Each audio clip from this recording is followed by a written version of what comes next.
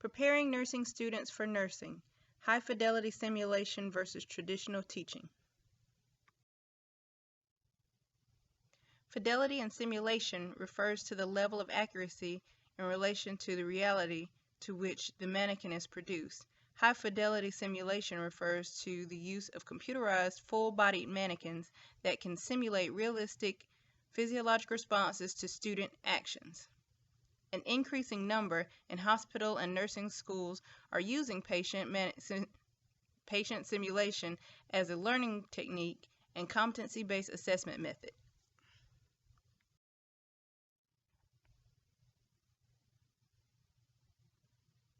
Richardson and Clayman state clinical experiences in hospitals are further constrained due to low patient census, high acuity patient population, and safety considerations, limiting the opportunity to perform skills, interact with physicians, work with multidisciplinary teams, and exercise critical thinking skills. Several recent studies have attempted to determine how simulation compares with traditional clinical experience.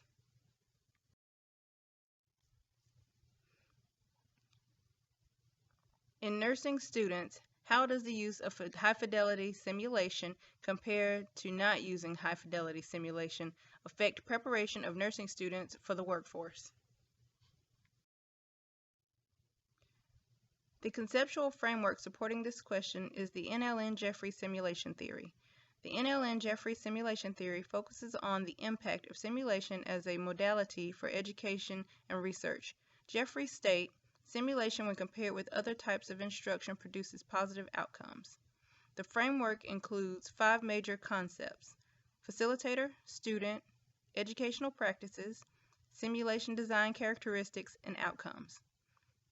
Simulation is a conceptual teaching methodology providing for the application of theoretical knowledge as nursing students develop their clinical reasoning skills in environments that closely replicate actual practice and pose no risk to patients.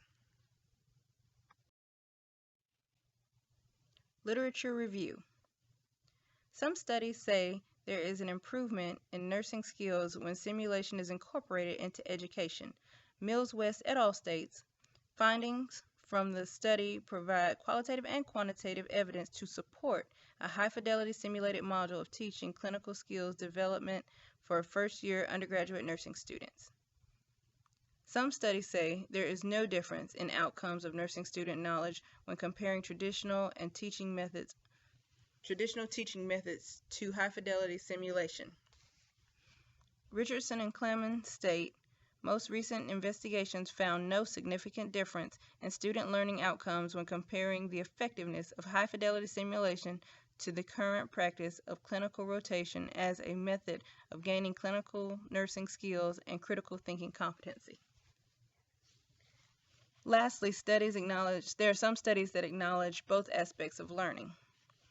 In this 2014 study, the results found that high-fidelity simulation education improved scores considerably in final post-intervention observation, thus supporting the idea of high-fidelity improving nursing student education through simulation.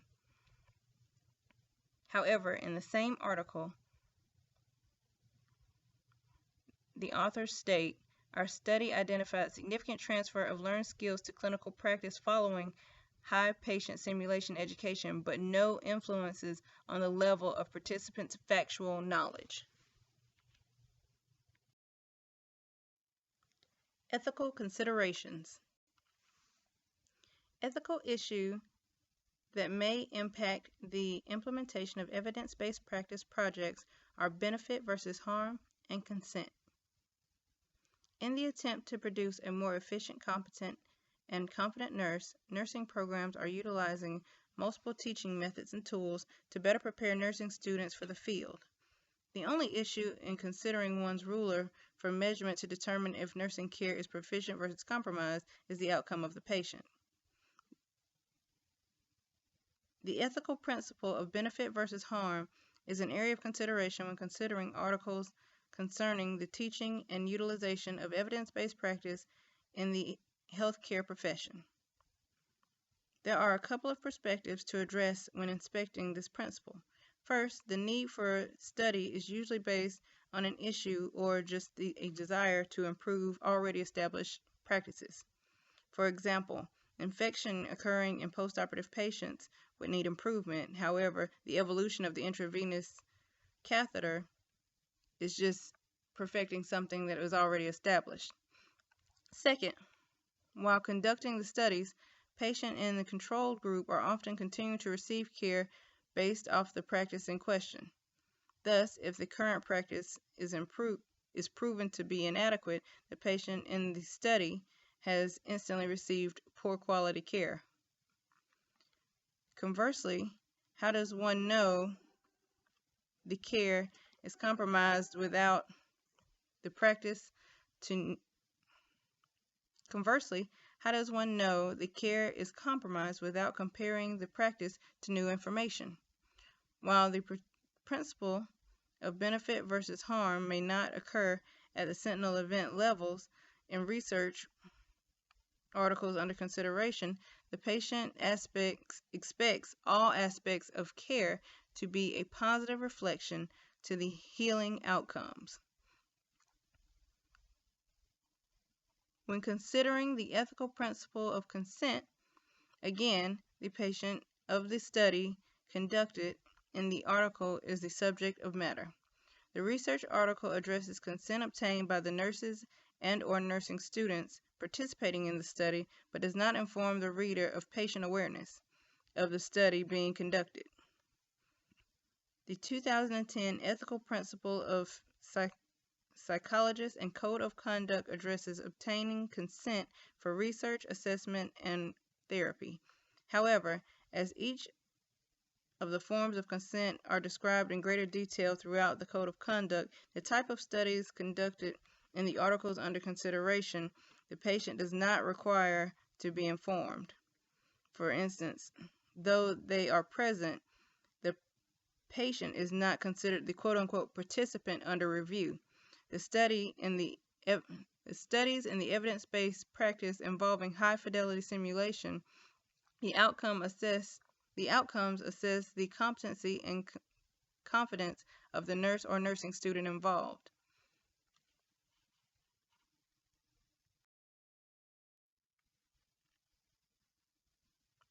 Possible grant source. One resource to reach out to for funding and support of the research topic would be National League of Nursing. The National League of Nursing holds a supportive view in simulation education. The National League of Nursing is considered a leader in simulation development. The NLN has aided in the development of simulation courses, simulation facilities, and virtual simulation. The NLN also offers events throughout the calendar year to promote professional development in this area.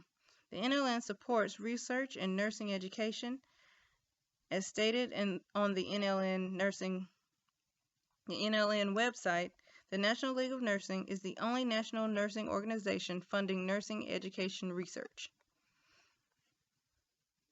The support of such organization would fit into the research because simulation education is the base of this research. By studying an area in nursing student education, there lies an opportunity to improve nursing care by improving the way nursing students are being educated.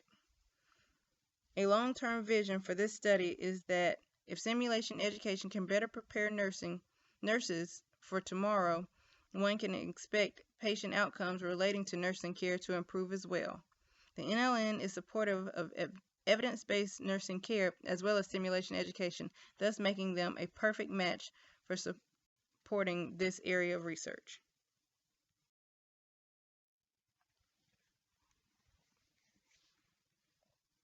Implementing PICO research.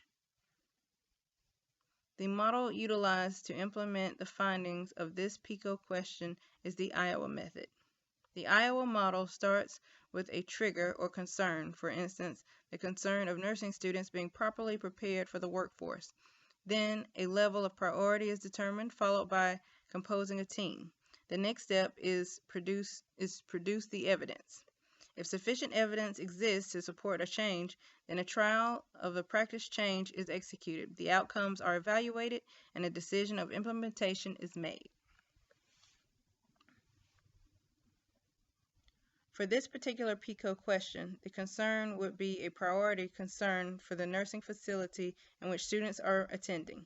Therefore, a team compiled to analyze this concern would consist of faculty members of nursing programs in the area, nursing educators, and practicing nurses from surrounding healthcare facilities. This group would gather research, analyze, and produce information for use in practice.